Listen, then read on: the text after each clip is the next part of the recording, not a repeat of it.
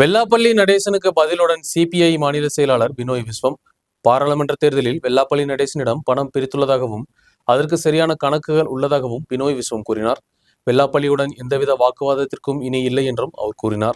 രഞ്ജിനിയെ പറ്റിയുള്ളൊരു വാർത്ത വന്നപ്പോൾ തന്നെ കണ്ട കാഴ്ച കോൺഗ്രസിലെ എല്ലാ ഗ്രൂപ്പും ഒന്നായി. എന്താ അതിനർത്ഥം? ഒരിക്കലും ഈ പ്രത്യേക ആളെ പിന്താങ്ങാത്തവരൊക്കെ അദ്ദേഹത്തെ പിന്താങ്ങി. കാര്യം അങ്കലാപ്പിൻ്റെ രൂക്ഷതയാണ്. ആ പാർട്ടിക്ക് അങ്കലാപ്പാണ്. പുനർജനയുടെ ഫലമായിട്ട് അന്വേഷണമുണ്ടായാൽ ആരൊക്കെ പിടിക്കപ്പെടുമെന്ന് നമുക്കറിയില്ല.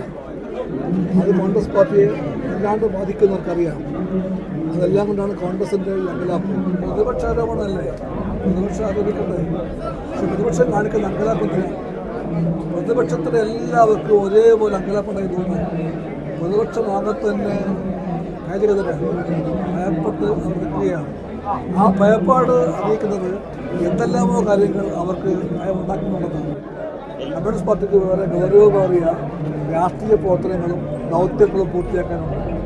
അതുകൊണ്ട് നിസ്സംശയം പറയട്ടെ, വെള്ളാപ്പള്ളിയുമായി ഒരു തർക്കത്തിനോ വഴക്കിനോ ഞങ്ങളില്ല.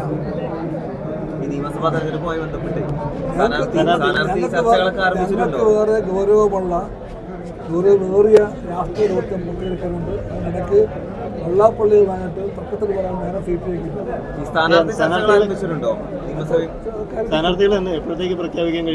സമയത്തുണ്ടാകും. എല്ലാ സീറ്റുകളും